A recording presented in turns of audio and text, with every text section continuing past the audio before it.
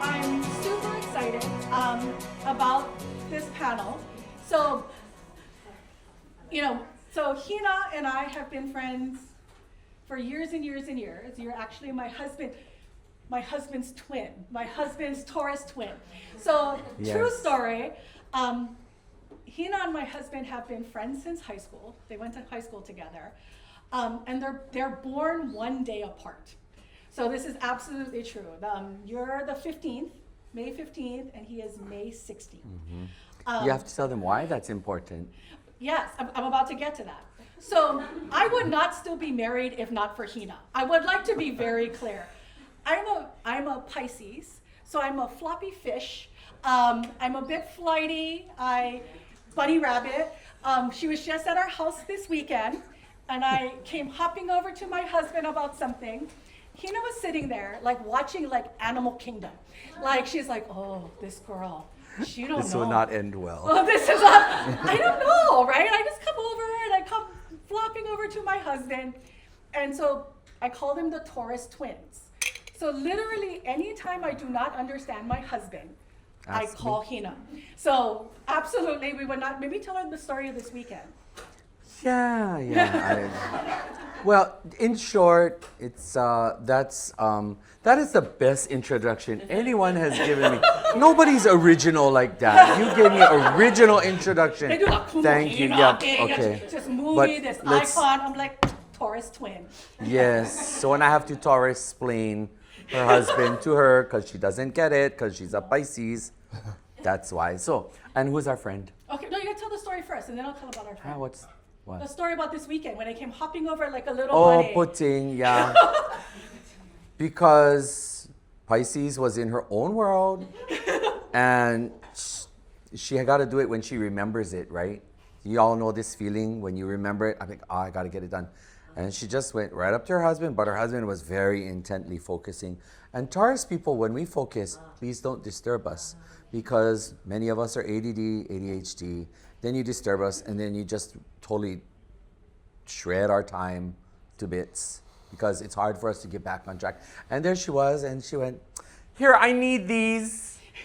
And I sat there, and I was like, poor thing.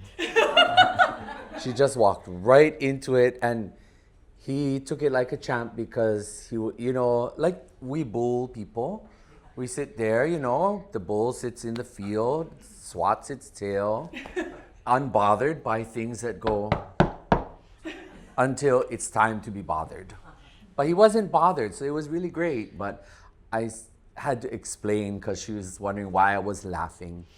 Yeah, so that's the interesting, random fact to break the ice with all of you in the room. Yeah. And this is my dear friend, Cameron. So he is the CEO? Founder and chairman. Founder and chairman of Hawaiian Bros. So maybe a little bit about Hawaiian Bros and then how we met. I don't know if it's going to be as entertaining as that, but you can try. Yeah, I don't think it will be as entertaining. But yeah, I'm also a Pisces, though. I don't think you knew that. There's the connection. Although you have Seinfeld in yeah, and I'm a big Seinfeld fan. Yeah, with my husband. Yeah, yes, so we have that. Too. Yeah, my family, when I was 20 years old, bought a Hawaiian restaurant from a Hawaiian family in Oregon, where I grew up, and I worked in that restaurant for 14 years, kind of learning it, and me and my brother, and after a while, and we decided we wanted to go out on our own. There was a lot of drama in our family, and I didn't particularly like how our family treated people. Myself and my parents saw things very differently, and so we ended up starting our own version of this concept in the Midwest with an aim to spread positivity through the Aloha spirit, and we wanted to have a business that treated people much better, and that was kind of the inspiration of us going out on our own and doing our own thing. And so we did that in 2018, and then in maybe around 2021, Amy knows. Amy is there. She's part of our team. She met you, and you started helping us consult on the business and helping us stay straight and do things the right way, which we were very eager to do. And then we met, and we've been here a few times now, and it's been a great. At your house. And she's been at my house. We got to host a grad party for her son this last summer at our house, because her son actually went to Oregon, which was a neat coincidence, because that's not how we ended up meeting. No, that was not just a at all. coincidence later. My son just decided to go to school in his backyard. So Yeah. So we got that to host a great grad party, and now we're here. And basically adopt my son. I was very Yeah. nervous. I have one. I'm a very anxious person. So when my son decided to go to Eugene, I was like, who do I know in Eugene? And basically I was like, well, you're going to be adopting this little Hawaiian Portuguese boy for the next 4 years. So that worked out. And it was. So, I get approached and Hawaiian bros. And I was like, any of you Hawaiian? No? Well, okay. So that was a bit challenging from the start. And it was an opportunity, but I wouldn't get hired, right? That was the one thing with Amy. She's like, we'd like to hire you. I was like, I don't think I want to be hired. I'm good. But I said, there's so much as a chain you folks can possibly do for the Hawaiian community. And I was really excited about that opportunity, right? To sort of work with you folks to talk about like maybe changing some of the terminology. I think when we first met, it was, I think, Hawaiian-inspired food, right? Like I was saying, it was Hawaiian food, but it was like teriyaki. And I was like, that's not Hawaiian, because, teriyaki is a Japanese word. So I think stuff like that was really an opportunity, but it's certainly not been without controversy along the way. And so I think it's been a really great opportunity, and why I've asked Hina, because Hina's Yes, also, why did you ask me? because you're very good at navigating these spaces, for better or for worse. You mean I've learned to be polite over the years? Sure, we'll say that. No, but I think you are very, very good at, I mean, quite honestly, and I don't say this just because we're friends. One of the best I know at being incredibly smart at navigating how non-Hawaiians can operate within cultural spaces. And I think you do it at a very high level with some very complicated groups like Howard Hughes, for example. But I think you do it better than anybody I know in a way that preserves your own integrity as a kumu hula and the Kumu Hina thing. And I think you do it in a way that's really, really exciting. So maybe we'll start with that, like just your evolution over time and you're one of the smartest people I know. I will say that. I mean, you're an incredibly wonderful practitioner, but you're very, very brilliant, like insofar as like just thinking about very complex things. So maybe a little bit of that evolution. Okay, mahalo. So for the last 35 years, I am 53 now. That means I graduated in 1990 from Kamehameha Kapalama campus in Honolulu. For 35 years, I have been on a journey of seeing, showing up, speaking out, and doing, just being present at what I felt was important as a Kanaka to show up at. And that's largely in part due to my grandmother, my mom's mom, Mona Kanani o Kalani Ki Aloha. She lit the pilot light under me and always took me to things. So it was just a normal part of what I would do to go show up at things. And before you know it, I found myself in spaces, places, and surrounded by those who would be active in Hawaiian community circles, oftentimes about political discourse, oftentimes marching down the road in Honolulu. Whenever there was something going on, my mentor and best friend at the time, who is now on the other side, listening, she would always tell me, Tira, what are you doing? I'm at home. Well, come on, come pick me up. Where are we gonna go? We're gonna go protest. Protest what? What you mean? Where are we gonna go? We're gonna go chant. Where are we gonna go? You're gonna go dance. And it was just a part of what I ended up doing. Just show up, show up, show up. So over 35 years, I've learned to not necessarily be that Hawaiian that gets the nasty name. And that was from my own family. You know, I'll spare you the details of who, but my family was not supportive. Outside of my grandmother, my family was not supportive of me going to learn things Hawaiian, because they told me, what are you going to do with that? Hawaiian language not going to pay your bills. I'm sorry. The Ford F-250 and the Genesis in the driveway is proof enough that it can't pay the bills. But I was told this, and you know, fortunately, I paid no attention to it. I was told to go take Japanese. I was told to go and learn business. I was told to go do all sorts of things that did not resonate with me. I stayed the course, and I became one of the Hawaiians that was always on about a protest, always on about something to challenge. Until I really realized that I don't have to be adversarial all the time. I have to be smart.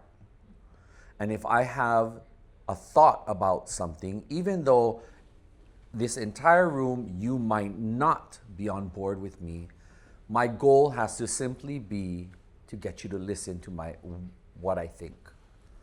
Because intelligent Hawaiians can and should have an opinion about something, and we don't always have to agree. The Americans don't agree. Look, the American Democrats and the American Republicans, they don't get along. They don't agree. Oil and water. Hawaiians don't have to agree either. And clearly, by my comment that I just made to you, you can see where my centering is. I'm Kanaka. My entire world relies and is contingent upon me being centered to Kanaka worldview. And that includes my politics. So we could get into a whole tangent about that. But when it comes to businesses, I've been known to go after businesses because of what I felt was either detrimental or parasitic or some other form of negative impact upon one of the following: Hawaii, Kanaka, things that fall under the realm of Kuleana Kanaka. And I think that's why you brought me here to this panel, because I now would rather be behind teaching somebody, and I can attribute this to ego. To be me in my space, sorry, touching the microphone. To be me in my space, there could be a number of reasons why people have loved on me, and a number of reasons why people don't love on me. Some people will never see me as I am today, and some people will love on me as I am today. So that personal journey has required me to have an ego that shielded me from whatever else was going on around me when people have been negative towards me. And for the record, just so you know exactly what I mean by this, if somebody says you, Mahu, and has something negative to say, does not wear me down at all, because I'm simply going to respond by saying, you have to come at me with something of substance and something that is pertinent and relevant to anything besides me and my body. You have no business. So let's talk about something credible. Let's talk about something intelligent. And so when it comes to this kind of thing, that same centering that required an ego to shelter and shield me and to keep going no matter what somebody would say, tells me that whether it was a business on the continent, whether it's a business here, that is, if it's perceived as imposing or trotting upon our Hawaiian community, for example, what's the issue? Poke, right? Yeah. We saw issue about poke. You guys remember the poke issue? I can raise holy hell about those things, but now, as the ambassador for Hawaiian Council, I have to watch my voice. My voice travels far. So do I swear at them, which is the easy part. See, telling somebody off on top of social media, that's easy. Ego. Remember where I went with ego. Let's not reduce ourselves to that. Let's see if I can elevate my message and whip it to the best. Like that tail. Yeah, get the tail. You know, like, who are you? But again, rather than be offensive with others, I'm going to simply say, let me teach you. Clearly, you're not informed about our culture. Clearly, you need some support. Clearly, you are malihini haole, and it's okay to be malihini haole. Haole is not a bad word. Haole is just like the word mahu. It's an adjective. It's just describing a little bit about the person, that's all. And by centering myself to being Kanaka, I don't have to be anti-anybody. I don't have to be negative towards people. I don't have to be that angry Hawaiian. And I'm happy that I'm not that angry Hawaiian anymore. Not unless you have something like that hit the news the other day. You know that, what is that? That housing, HOA? What is that? HOA? Oh, the one with the flag. The flag and saying that it's not the kind, that kind of stuff will piss me off. Sorry. But, again, even when stuff pisses me off, I don't got to be that angry Hawaiian. I think that's what you're talking about. Yeah. And if we're going to elevate and uplift our community, we have to have a space where we can talk about this. Because other Hawaiians, I don't know about any of the Hawaiians in this room, but I'm tired of always having to protest, be angry, yell, scream, shout. I don't do any of that anymore. I pick up this iPhone that cost me a month, right? Because they got me. I think this is the 16. I didn't go get the 17 yet. I don't like it. I got it. I don't like it at all. Yeah. Yeah, so I'm going to pick up this phone. I'm not going to go yelling in the street. I'm going to call. Senator, I disagree with you. I'd like a meeting with you, thank you. And that's how I'm going to deal with it. That senator better give me a meeting unless he wants me to go to the road and yell and scream, and then all the Hawaiians going to come and, what is this? Isn't that much better, right? My dear, you're a public elected official. Isn't it much better when constituents, just come talk to public elected officials and just engage intelligently rather than having to go and yell and scream? So when it comes to businesses and when it comes to economics, here's the kicker. Here's your takeaway. I am a long supporter of political independence for Hawaii. I think it's a much healthier option. And I think that it's not about being anti-American, but I think it's everything positive towards a healthy Hawaii that can be a healthy place for Kanaka first and foremost, and then everybody else's who live in Hawaii. And in order to have adequate discussions that are intelligent and articulate and have purpose, I think that we need to be able to speak comfortably and not attack one another. Again, you may not agree with me, but I might just sway somebody if I spoke something intelligent. And I believe that political independence is beneficial because then, when it comes to economics, we set rules for businesses that operate, especially within Hawaii. And if businesses are going to operate outside of Hawaii but capitalize on things Hawaiian or themes that are Hawaiian, we might just have a way to either shelter our people here or uplift them or provide some support from a political level where we're not always chasing after the wave came and ran us over. Yeah. And again, I don't have to be anti somebody business. Wrong island, Hawaii Island. Good example, Kulena rum. I said, Kulena rum? Oh my gosh. And I had everything to say about it because I said, you're promoting alcohol. Alcohol does everything but remind somebody that they have kuleana. So then I told them, I said, look, if I was you, I would change the name. But that's you, that's your business. And here's where Hawaiians have to know. Unless somebody like me is in a position of political authority, I'm not the ones making the laws, I'm not the ones making the rules.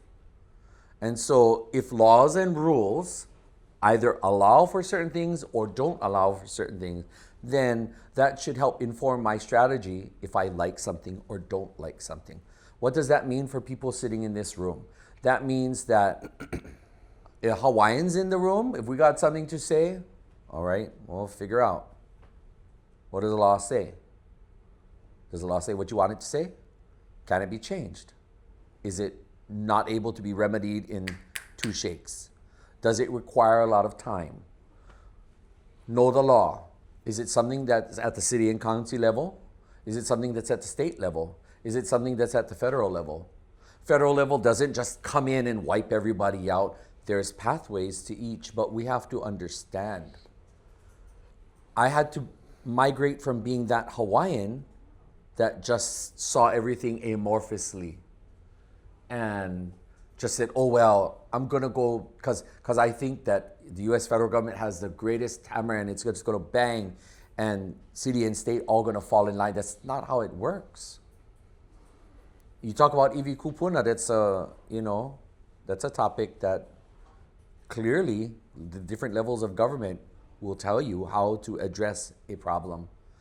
And so I should be respectful of your time because you're here. What do you have to say? Okay, I'll jump in. So, I mean, and I want to go back to something you said earlier about educating, right? Like, so to me, the line I draw, I don't mind if there are non-Hawaiian owned businesses that use Hawaiian. Where are you going, Mary? Okay. Water for you. Oh, okay. I was going to serve you water. Okay. I'm fine, but okay, get water. That use Hawaiian culture or use Hawaiian values as long as they give back, right? To me, you can be a business that has a negative impact on the community, whether you're Hawaiian or not. I look at that thing, the cease and desist order that was sent on the Opihi thing, like the last couple of weeks. And I find that really sad because I believe it's a Hawaiian-owned business telling other Hawaiian-owned businesses they cannot, do crafts or they cannot have their own businesses. So to me, and maybe we can talk a little bit about this, it was 2 things in particular. One, your folks' sincere and almost eagerness to learn and to do things right. And the second, so the first time I went into one of your restaurants, I went totally, I just went in with my son. We were in Arizona, and I didn't tell them who I was. They didn't know me from nothing. And we just hung out, and we talked with the staff. So we had the food.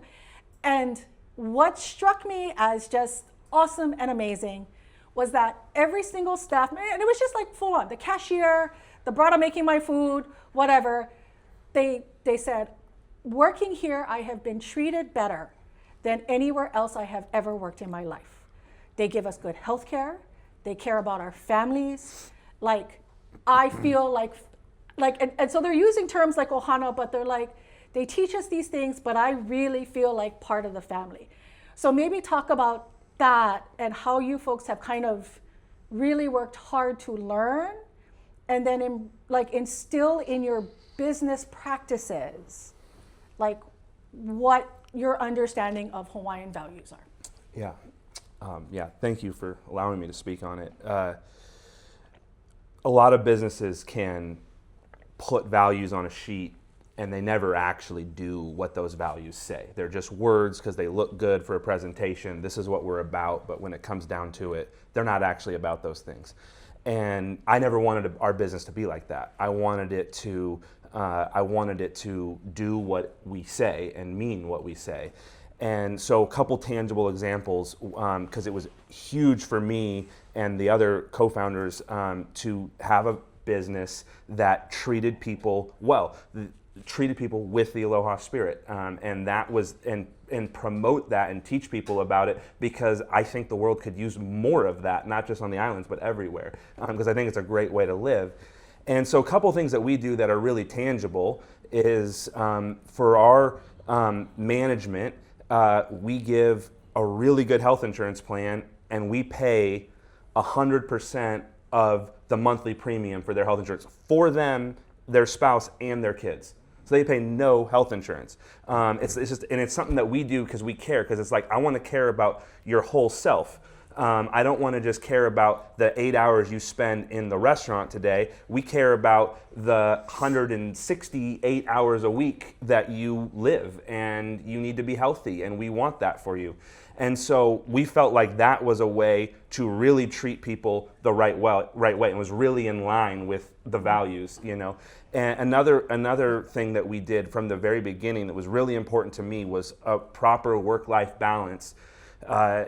You know, in the restaurant industry, probably everywhere, they make people work a lot of hours. It's a heavy burnout job.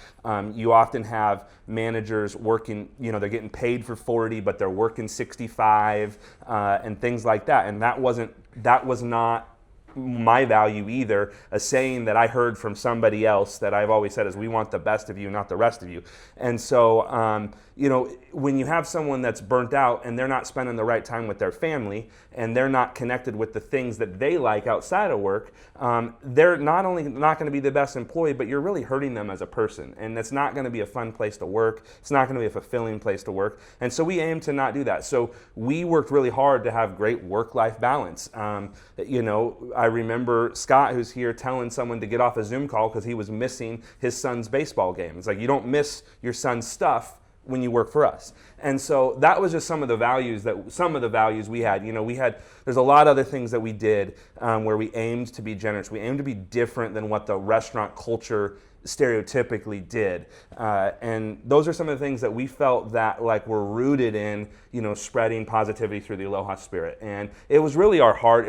It's not because we're trying to be something, it's because we deeply believe it at the core. And so that's how we kind of got our start. Yeah, and so in addition to that, and I should have mentioned this, you folks, so there are no Hawaiian bros in Hawaii, so I'll say that, right? So this is entirely continent-based. How many restaurants, Scott, pop quiz, how many restaurants are there now? 69? 72? 72. Yeah. So it's quite a big chain. But you folks, when we first met, I quite honestly said, like, no, you don't need to hire me. But I have a hula competition that we're in the middle of COVID, really, really needs funding. So you folks gave we would not have had Keiki Hula would not have made it to their 50th anniversary. So COVID hits. So I was also president of Keiki Hula at the time, for people who don't know that about me. And when COVID hit, all our funding got cut, like everything. Like HTA went from 100,000 to 0 overnight. It happened across the board. We had a pivot. So, you know, it just sort of serendipitously happened that they reached out. And I'm like, so I don't want anything, but like, can you help me keep this hula competition alive? And they did. And you folks have been very, very generous sponsors of it. And you don't have anything here other than this cultural tie to Hawaii. So maybe talk a little bit about that and sort of this commitment, not only just to donate, but like you do stuff with all your stores to educate people about hula and Keiki Hula. You hire halal from your different areas. So maybe, I'm looking at Amy and Scott a little bit, so I'm wondering if it's an Amy question, but maybe talk about it a little bit. Yeah, so Keiki Hula, when we first heard about it and heard how important it was to the culture of Hawaii, it's something that we fell in love with. I mean, the idea of kids doing hula, you know, there's like a family element to that. Kids are part of families, and we aim to be, you know, a restaurant that takes care of families within our own.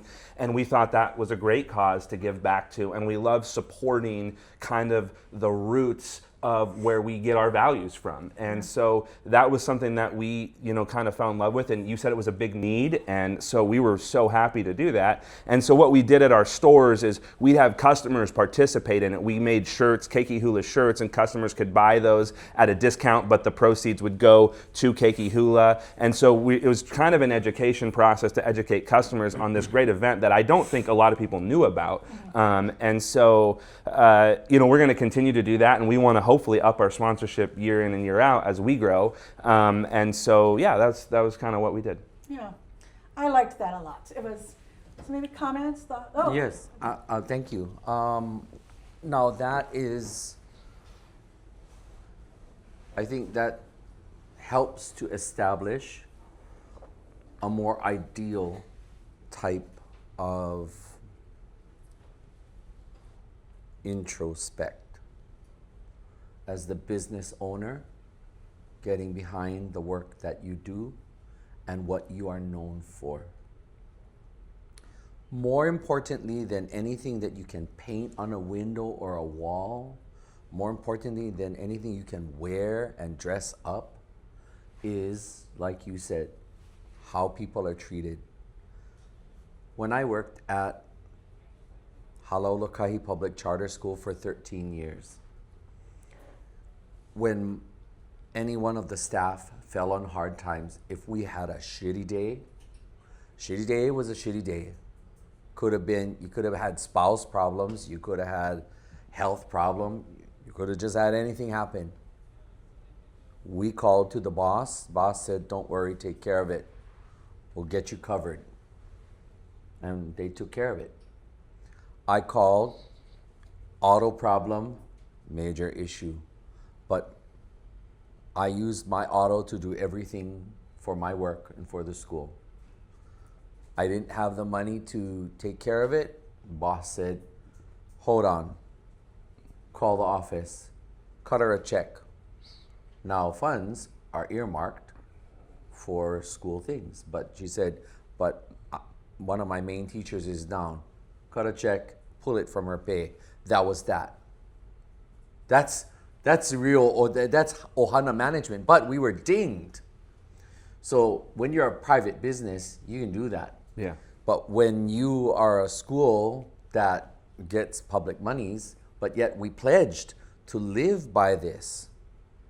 And charter schools were meant, a charter is a business where anybody in this room who wants to say, I want to make a school.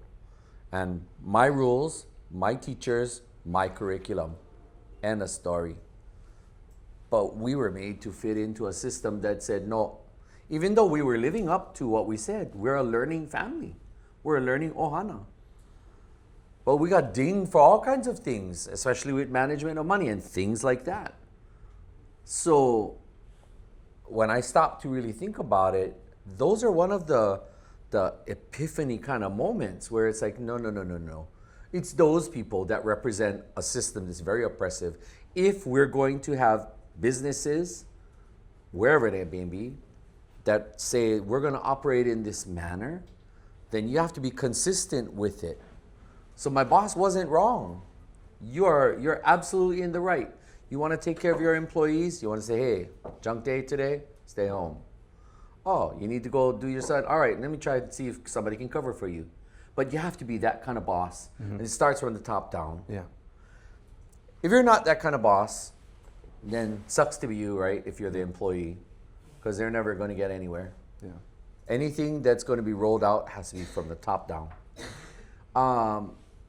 As far as giving back, I think that's incredibly phenomenal. And as a board member of Kalihi Palama Culture and Arts, I totally didn't put that together till you sat here. I was like, oh yeah, she's on the. She was not at the time. She got pulled in. By her. She may never forgive me for it. No, It's been very challenging sometimes right. at Keiki Hula. But yes, now you're a board member. You weren't when we started all of this, though. Yeah. Yes, and so thank you. With your support. They also gave after the fires, the Hawaiian Council. I'm just saying, yeah, that too.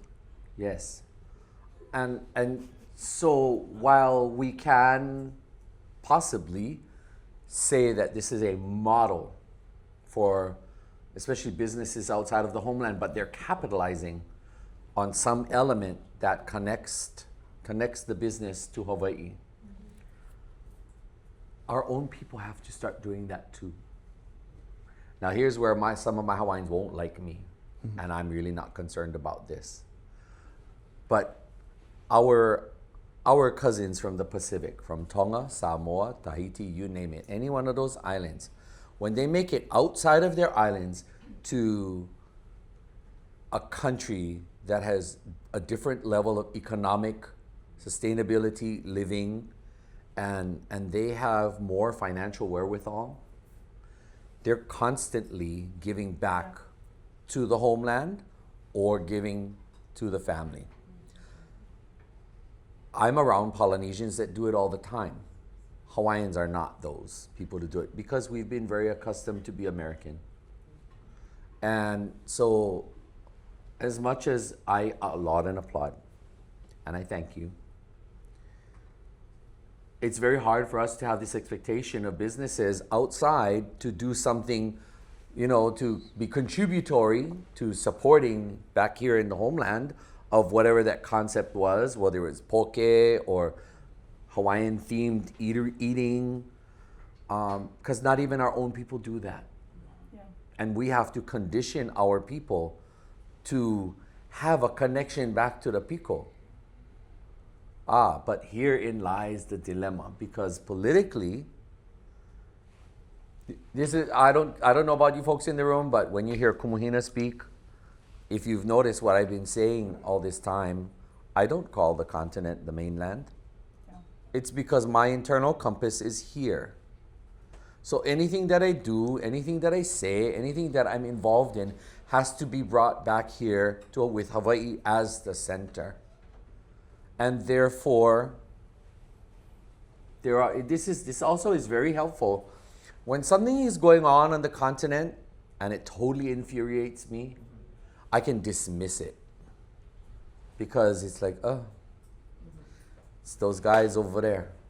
Because at the end of the day, they're not economically tied to Hawaii.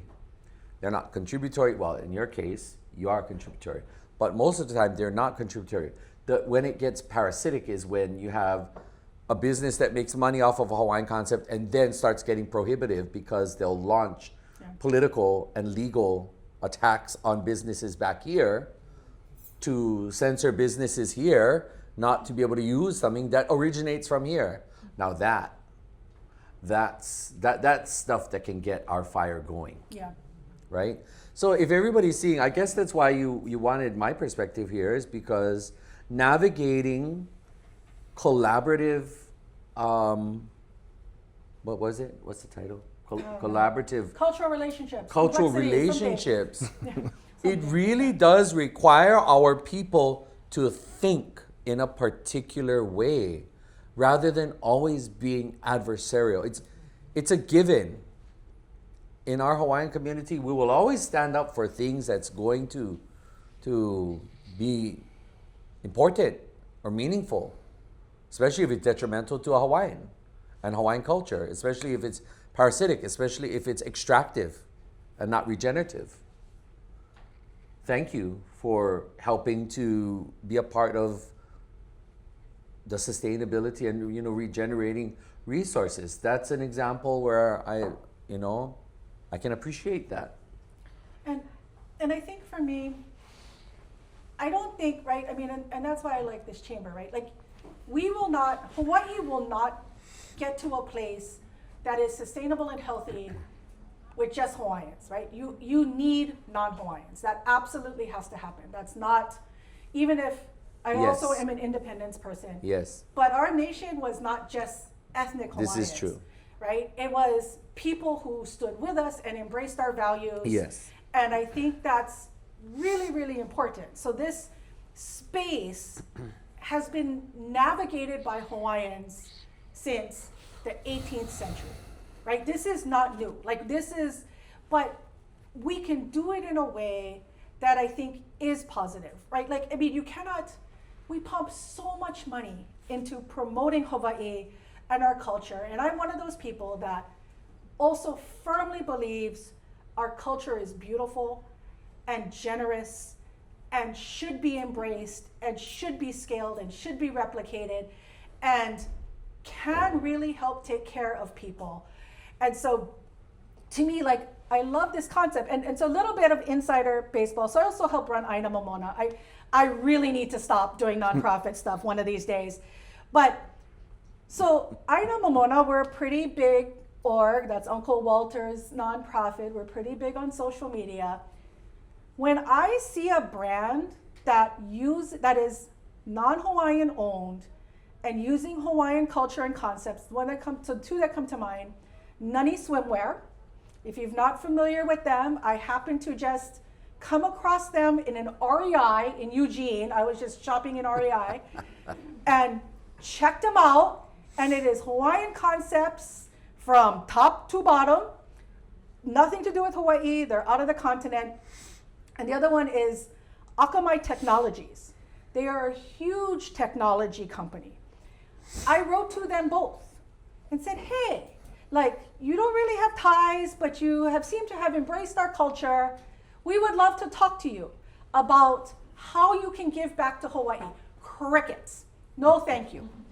So to me, we are not going to be able to stop people using our culture, embracing our culture, trying to navigate this. But we absolutely can develop relationships and partnerships that are mutually beneficial.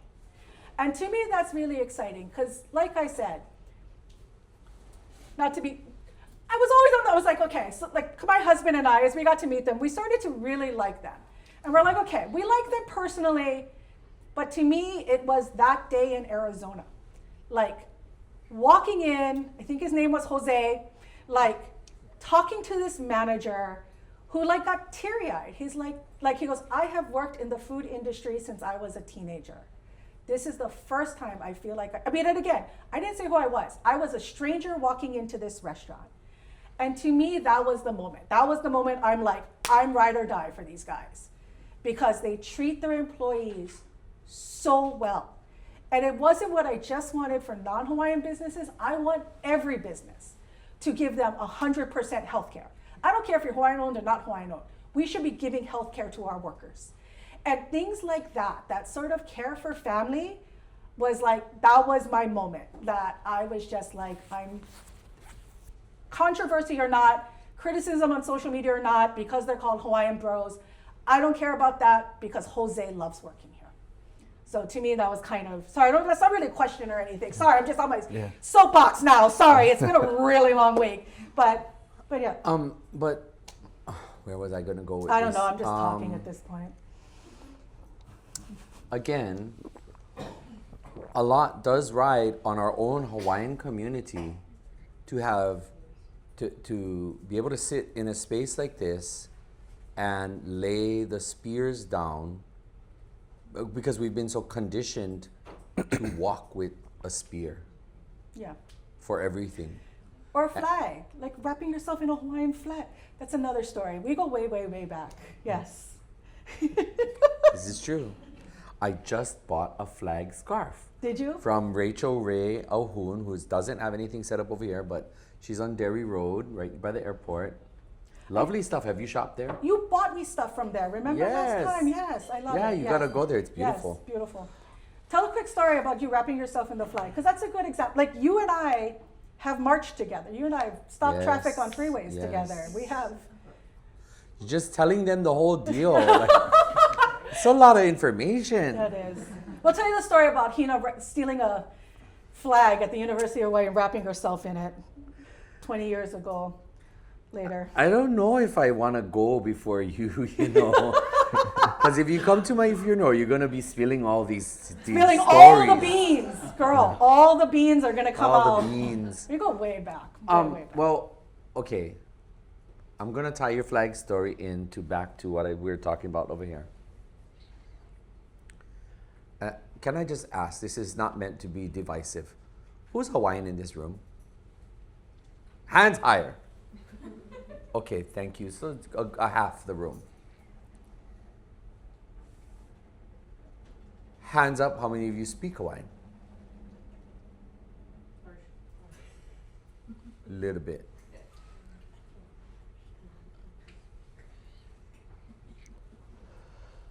But hands up if you get angry if outside perceived outsiders, individuals, businesses, when they start doing things, you get angry. How many of you guys get angry? Hands up. You guys react to it? I react to it. I do. Oh, really? Or you guys don't react? I react. Just depends. Okay, so again, In the continent, Amy, Amy. anybody does things. well, that Oh, okay. no. That's a good question Okay, because fine. aloha mai.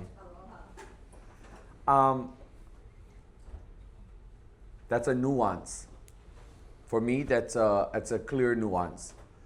If I have to, if I have to de-stress and decompress, if it's something going on the continent nowadays, unless you're really coming in to step on us, I might not have to concern myself, because there's no contribution back to Hawaii, and good luck if they're hustling something Hawaiian and selling it. You know, oddly enough, right? People don't do to other cultures what gets done to our culture. That's true. People can slap aloha onto anything and sell it. And you know, Hawaiians aren't so exclusive with this word. You have all the rest of Polynesia that has some form of that same word, but nobody's using the Tongan version of it. Ofa musubi, Ofa dry cleaning, Ofa hotel chain, Ofa rental car. Yeah. Like, who does this? But, all right, don't get mad, but we, in and amongst our own community, we haven't policed our own selves. And neither have we uplifted ourselves.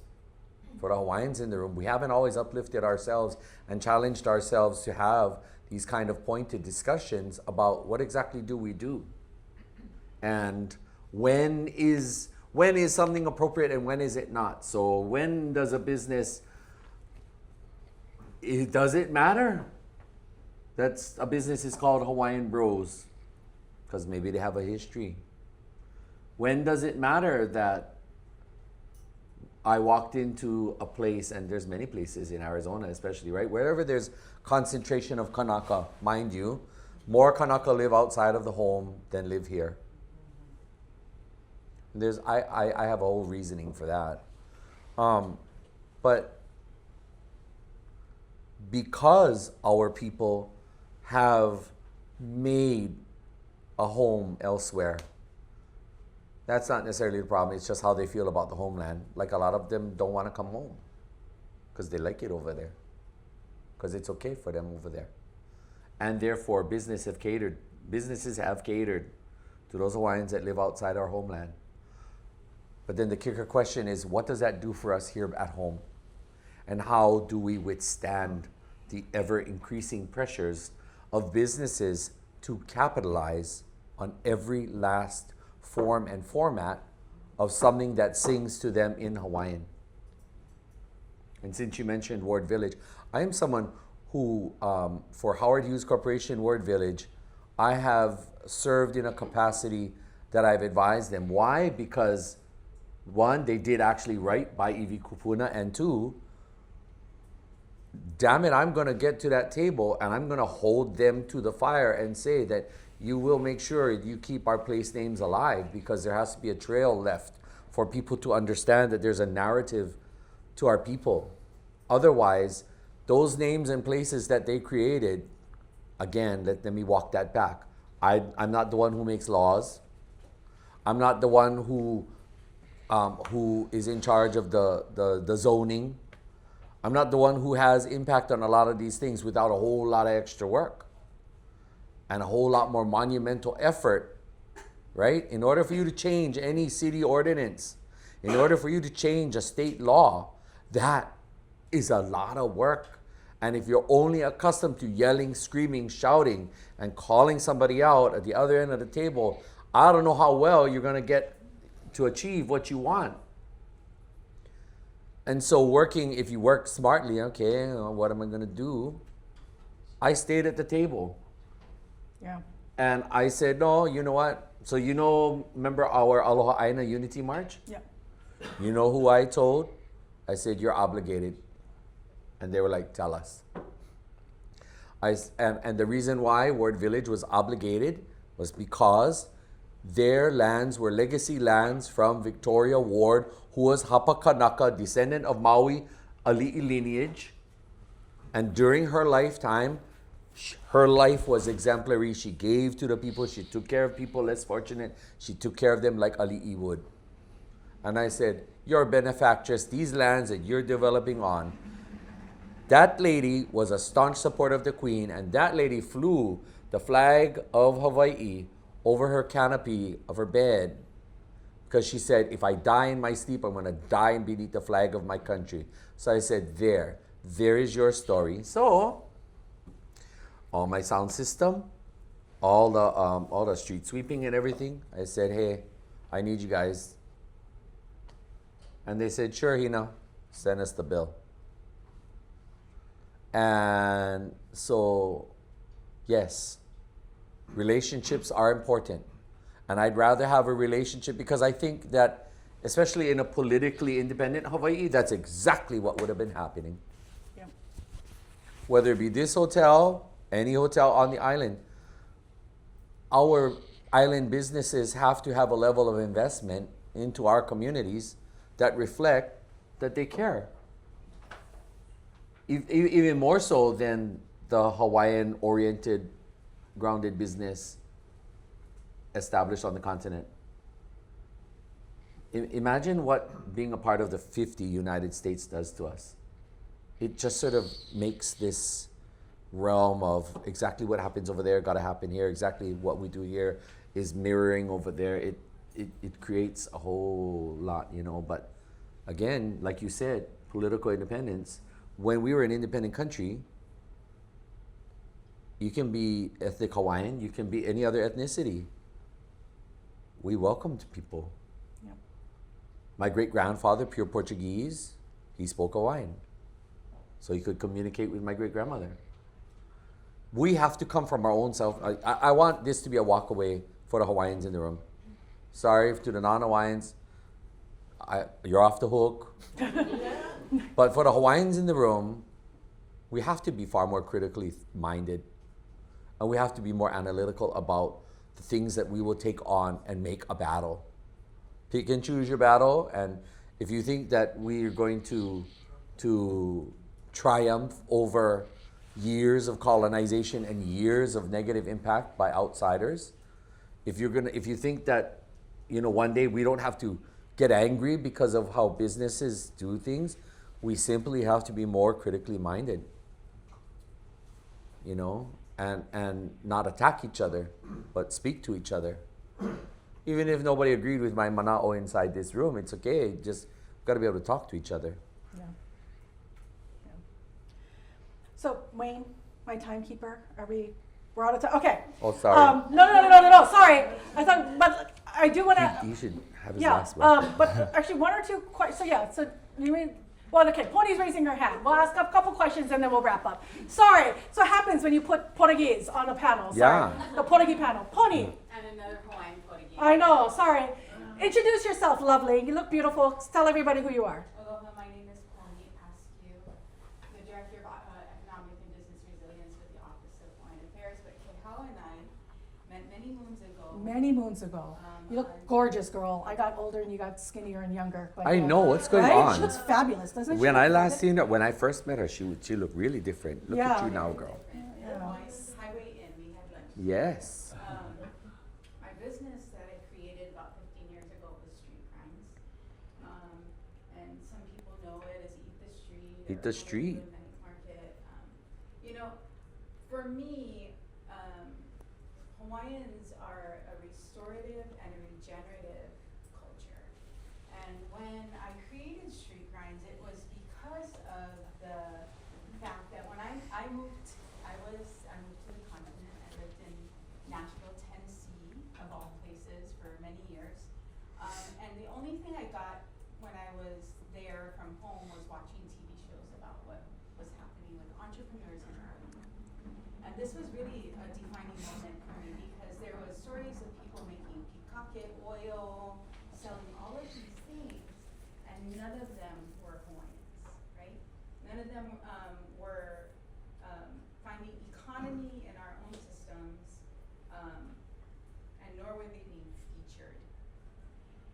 When I come home, suddenly this food truck industry thing happened, and everybody on the mainland wanted to claim this idea that street food came from them. My papa, Tutu Man, from Honolua Bay, the story is that he would carry his food to his ohana in Honolua Bay to feed them. We know that street food comes from many other places other than the mainland. And so from that came this idea of uplifting and establishing our businesses in Hawaii, because this wasn't Native Hawaiian owned businesses under street grinds, to provide a platform and a place for them to do business. When I see, maybe some of the conflict that's happening with an organization like Hawaiian Bros opening in the mainland, what we think of sometimes is how come we didn't think of that, right? As Hawaiians or as locals, how come we didn't do that? And so that's a whole nother discussion, right? How come? But what I would say is, how is it that an organization like yours can help to empower future entrepreneurs and food business developers in a way that makes that a give back to these communities? Because what you're providing in a solution like that is systemic change for folks in Hawaii to ground and establish themselves in businesses that are successful here in Hawaii, right? And I do appreciate the give back in, obviously, Hina, but there's also the entrepreneurship and the business side of things that I would just, kind of put that challenge out there, is as we are opening businesses and leveraging our IP as Hawaiians to open these businesses across the continent. There was Eat the Street in Thailand. I mean, and they use my logo and everything, right? Okay, that's fine, how are you giving it back to us, right? How are you recycling back to Hawaii? With other entrepreneurs, food businesses, and keep that restorative, regenerative mindset. And so that's sort of another piece that I want to put out there. And the business of thriving on our IP, how do we empower Hawaii and Hawaiians to do this thing? Yeah. By the way, my son's first job when he moved to Texas, of all places, a month ago, was with Hawaiian. Oh, really? That's awesome. Oh, you could have led with that, Pony. Look at that. He wants a selfie. Done. Afterwards, let's do it. Absolutely. Yeah, no, you're going to all meet Pony right after this. Yeah. Mary, you could have led with that one. But okay, answer her though. Yeah, that's a great suggestion, and it's one of the reasons why we love Trish is to help us get ideas and make these connections, because we want to be a generous company. And as we grow, and hopefully we have profits to be able to be generous with, that's something that we want to do. And so that's a great idea. It's not something that I've personally thought about, how to empower like Hawaiian entrepreneurship, but that's something we could absolutely consider and further talk with Trish about. And that's the kind of thing though that we'd love to do and be helpful with, and I mean that kind of give back, because I think that's truly at the, in a very sincere way, at the core of who we are as a company and how we were founded. Yeah. Awesome. Yeah. One more. And then Pony's getting her selfie and meeting all these guys. Anyone else? So I know I'm keeping everybody. We're now over time, and it might just be like hostage taking at this point, but okay, if that's it, we're gonna thank all of you, and then Pony, come up here, get your selfie. Yeah. Thank you all very much. Yeah. We'll see you folks in a couple hours. Dolled up.